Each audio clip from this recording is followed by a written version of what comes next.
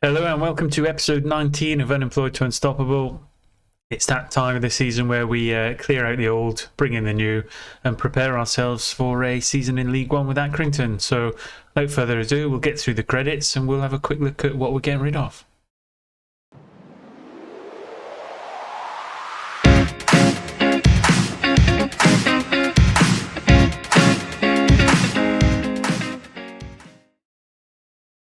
Welcome back. So a quick look through the squad will show you what we've got in terms of potential. This is filtered to first team squad only.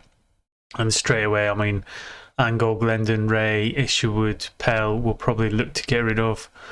Sid Nelson's a bit of a strange one. We've just offered him a new contract because he's one of our better centre-halves, which is something to say because he's one of our only centre-halves. Morris, again, I think we'll look to get rid of both of them. But most of the rest of them, I think we'd look to keep. I think they're all on contracts anyway, the high potential players. What we also have to consider, though, is we have a huge under-23 squad, which, again, we've got to kind of begin to filter out. So a huge number of them will look at letting go, keep the high potential players. And, again, exactly the same with the under-18 squad. Quite a lot of them, but, again, we only really want to keep the cream in the crop from the top of that list. All the ones down the bottom, it might seem quite small, £150 a week, but if you do that 10 times, it's quite significant. So, again, huge number of players to clear out. In terms of squad depth, then, we're looking a bit like, I think I said in the previous episode, there was a couple of areas, left wing, up front, probably sent off. It's probably the whole team could do with a bit of a refresh, depending on what we can get through. I did look at possibly keeping Alex Mitchell on loan at centre-half, but again, I think we can loan a higher calibre player, so we'll look at doing that. A quick look in the inbox will show you. I've just been through the contracts. So again, from the player contracts in the first team squad, I think out of all of these, there's only 5, which is Sid Nelson at centre-half, Welch Hayes, who we've actually managed to reduce his annual salary and keep him on for another couple of years. Luke Stowe, he was really iffy, borderline whether I was going to keep him or not, but we don't have many young players in the middle of the park, so I kept him on. And then Appleby Laws and Federico Casale make up the ones. Staff-wise, kept everyone, just offered them all a new contracts. I found it slightly easier, but looked to reduce them down as appropriately as I could. And then in terms of the youth players, just get rid of them all. None of them have particularly high potential. So, yeah, huge number to be cleared out. What I'll do is I'll click through till the 1st of July. That's when most of the players leave, the new ones come in. Unless anything happens in between, I'll see you then. So stay tuned. Exciting times, and I'm hoping we can really revamp this squad and make a push first time round in League One. And welcome back briefly. Just for a quick one, the pre-season signings we got from released Premier League clubs, they've all come through now. So Joe McGarry comes in as an 18-year-old fullback. You can see he's got some quite good stats on there. He's got a lot of potential. All these players have good potential. Niall Knight, centre-half. I mean, teamwork and work rate just stand out straight away from him. Victor, a goalkeeper. And then Kerry Challenger, another centre-back coming from Liverpool. Again, they're probably not straight for first team. They're all at current 2-star ability, so they probably could do a role in the first team. But we'll wait till the transfer window's been through, and they'll probably be either loaned out in the first season or potentially just squad players to bolster us through the hard times. But yeah, not too bad. Good start, and more to come.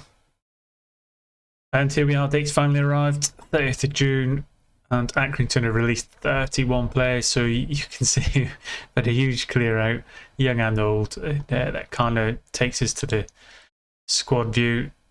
As you can see, fairly small size squad. From an initial look, what you'd probably notice is there's not many right-hand wingers, and there's also not many left backs. However, when you take it into the squad depth view, which I have filtered out to remove people out of the wrong positions, we're not looking too bad as a squad in a whole. I think if we look at it objectively, I mean, Shepherd's a homegrown player that we'd like to integrate into the team, but he's probably one of the 23, 24 of the squad that's just a young player on the fringe. He has probably got our best ability on the left-hand wing, but again, we're trying to bring a couple of players in. Cannoneer, big news on him. He's transferred. So we've sold him to Bristol City for about £475,000 with a 40% sell-on clause, and we've got him back for the season on loan with no wage contribution. So all told, for a player we signed for free, that's gone pretty well. Looking a bit light in the middle of the park. I would definitely say somewhere we need to strengthen.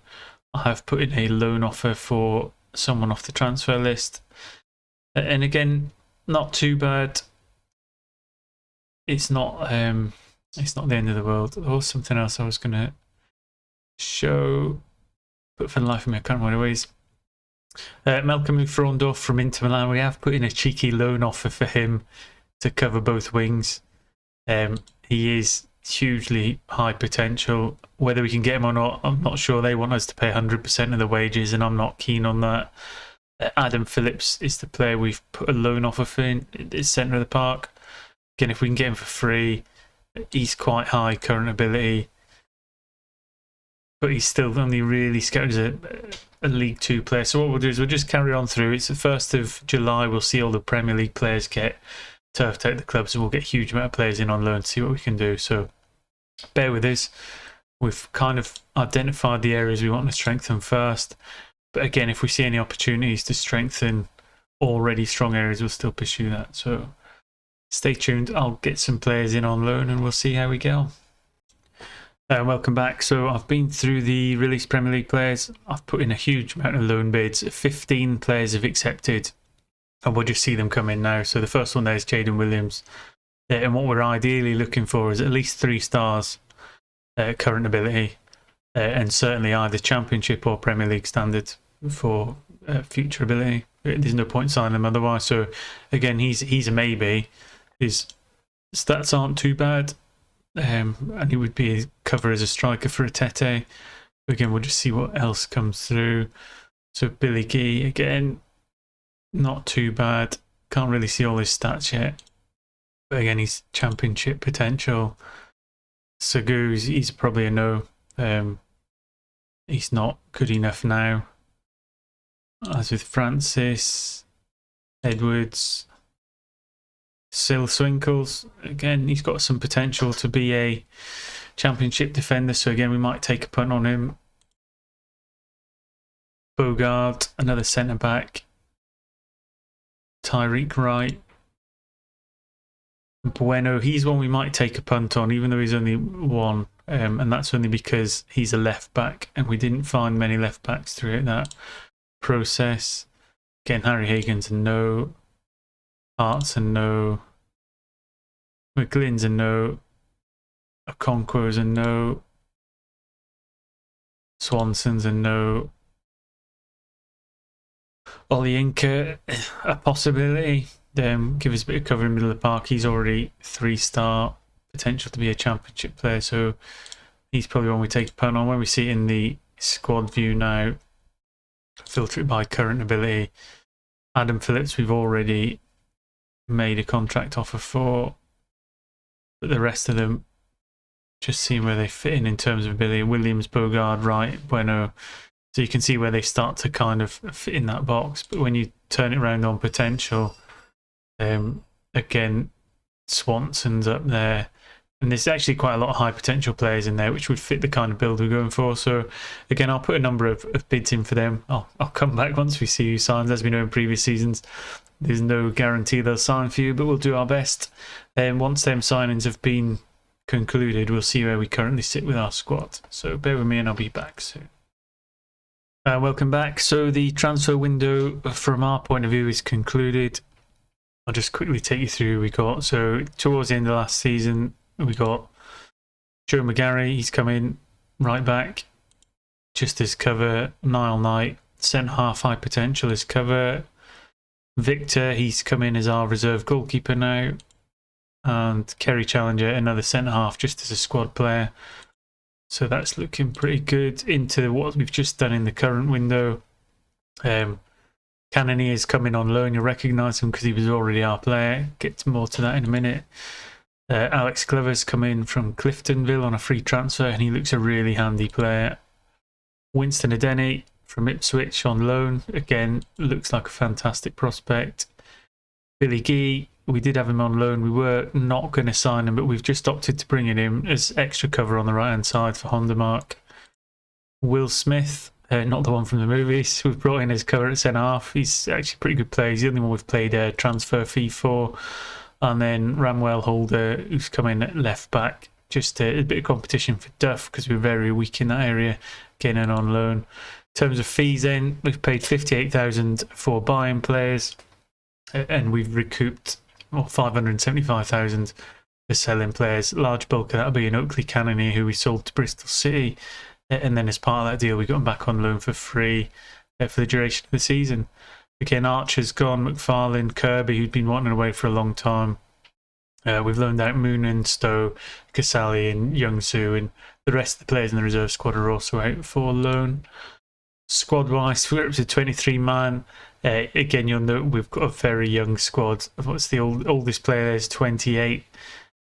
So it'll take a couple of years for them all to bed in and reach their potential. But although it's a young squad, I think it's quite a good squad, covering all positions, as you can see on here. So Atete primarily going to be the only striker up there, with Timmy Davies as the reserve. We've got Shepherd, Chadwick and Cannoneer, all options on the left-hand side. Hondermark, Billy Key on the right. Middle of the park, got Francois Glover, Denny Haygarth, Geekin covering there as well. Josh Pasks might have to hold that defensive midfield role.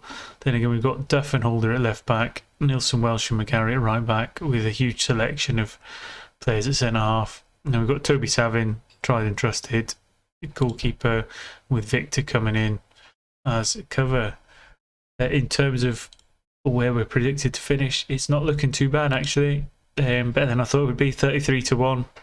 Fully expected us to be down in this bracket, but with the signings we made, we've got quite a good squad size, and we are reasonably competitive to avoid that relegation, which is what the aim is. In terms of the budget, again, we've got 10,000 per week spare in wages and 58,000 in case we need to buy anyone.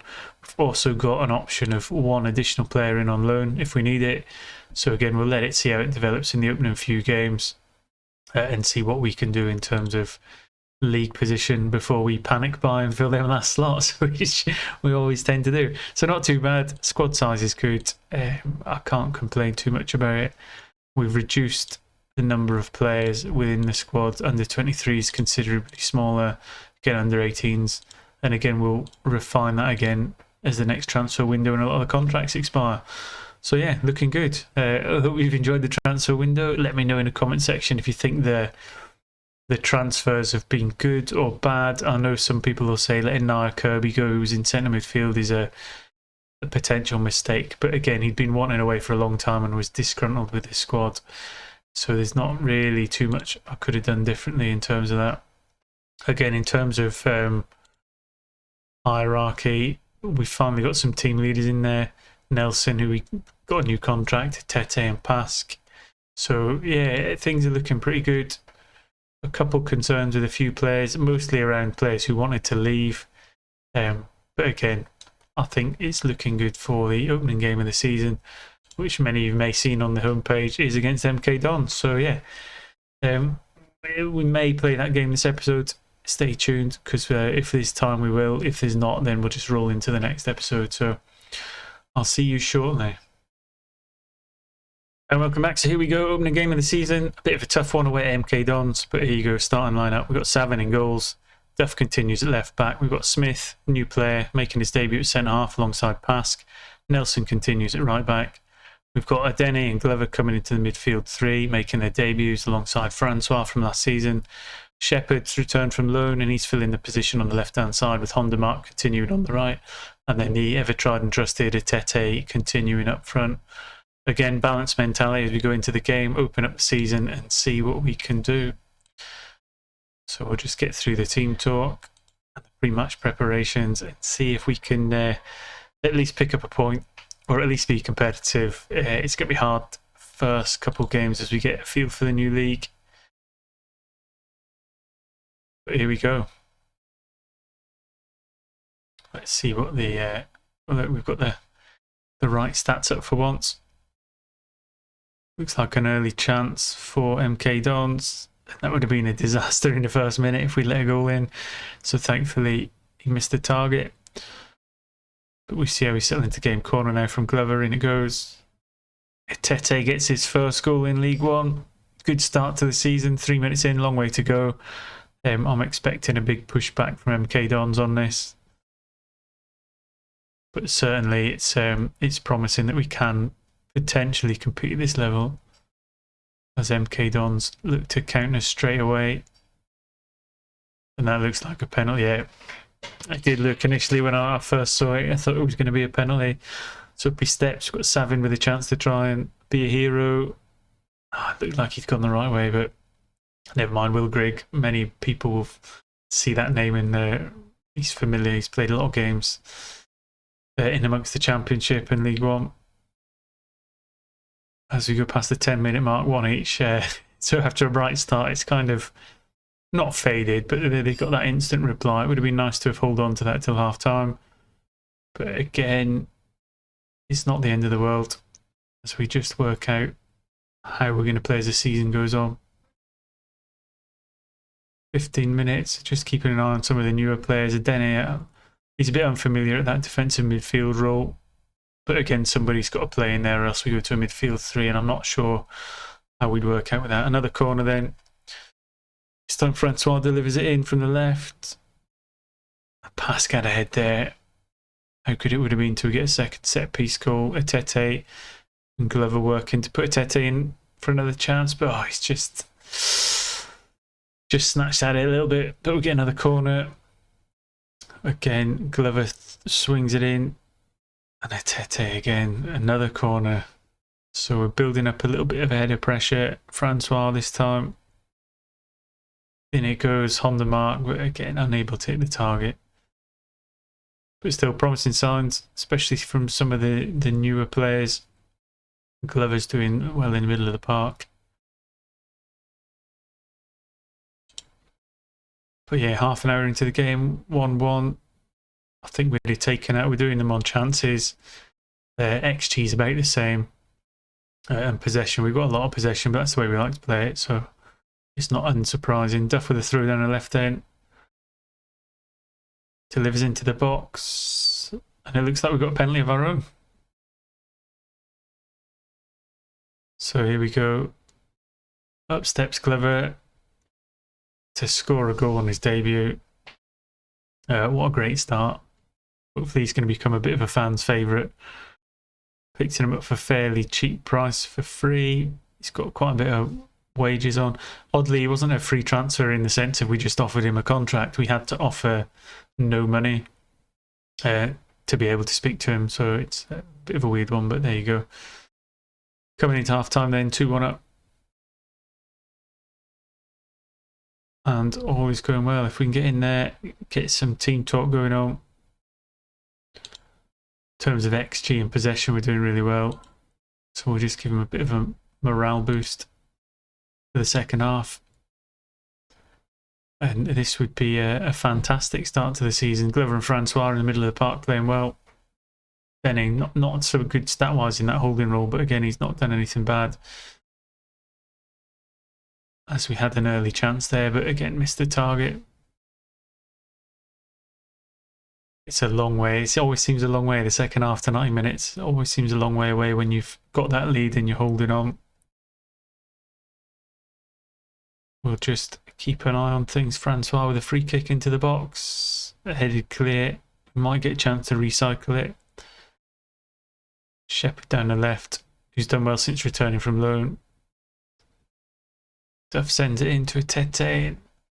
Just puts it over the bar. What we'd give for that kind of cushion of a second goal, or a second goal of a lead, so a third goal, but to give us a lead of 2 would be nice.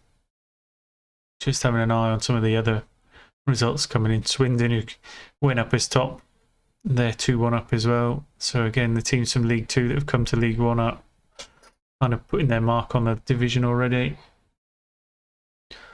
Half an hour to go, and unfortunately, linesman to the rescue.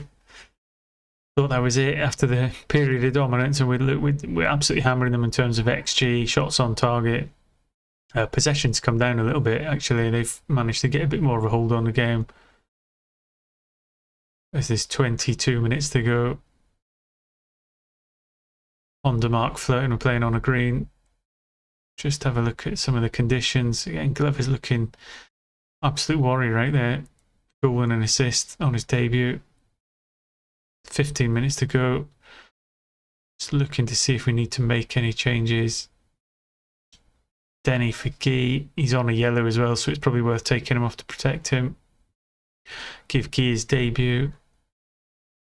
Again, he is a natural defensive midfielder who can play attacking midfield on the right, so he's kind of covered for both areas. Francois, if he can free Honda Mark on the right, is a chance to seal it. Oh, he's just dragged it wide. Almost caught them on the break as we approach the final 5 minutes. Not doing too bad. Pass for Nelson, just to see how it's always risky making a change in that defensive position, but here we go. What a memorable victory this could be for Accrington on the opening day of the season. And there we go, absolutely fantastic. A bit unexpected to win against MK Dons away from home, but the players done well. Certainly Glover looks like a nice acquisition straight away.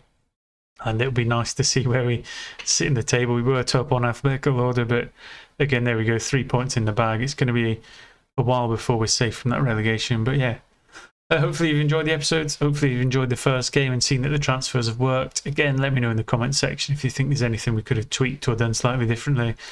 Always happy to learn from other players. And thanks for watching.